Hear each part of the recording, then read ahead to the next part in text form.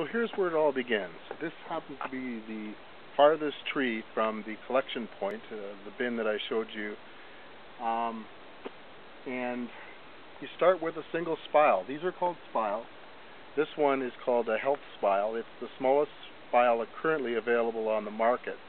And tests have shown it does just as good a job as the larger ones, the traditional ones that you see the buckets hanging on, but it leaves a very small hole and allows the tree to recover a lot quicker after the sap season is over. From that, you have to start by drilling a hole, obviously, into the tree, but you do it on a slight incline. Okay, it's important that it goes up a little bit, not even or down, up a little bit. And the depth of that hole is dependent entirely on how big the tree is in terms of diameter.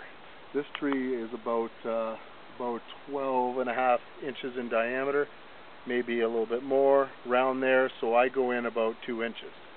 So many websites will show you the proper depth, obviously up and down from that diameter. You should never tap a tree that's less than 10 inches in diameter. Never.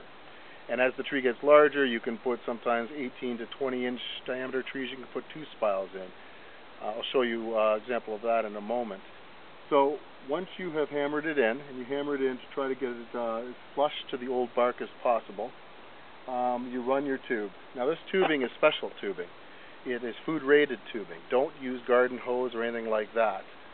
You run your tube down, you put it into a T. Now I've created a snorkel here.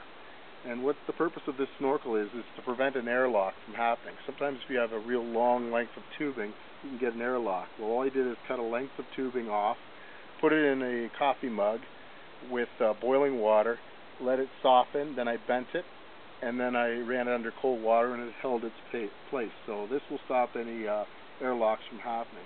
The sap runs down here and consequently starts its journey all the way down to the collection area. Now, the important thing when you're laying out tubing is that you have it as straight as possible, taut. Firm, pull it tight. You can see I've got a wire around here that's coated in rubber, which you can get at any dollar store, and it stops it from being pulled that way. It holds it firm. So you run it as straight as you can, but it needs to be on a slight decline. And the way to achieve that is you can get a string level at any hardware store and just hold it up to there, and you can see the bubble. As long as the bubble is, is not center, and it is showing that the tubing is running a little bit down, that's what you want.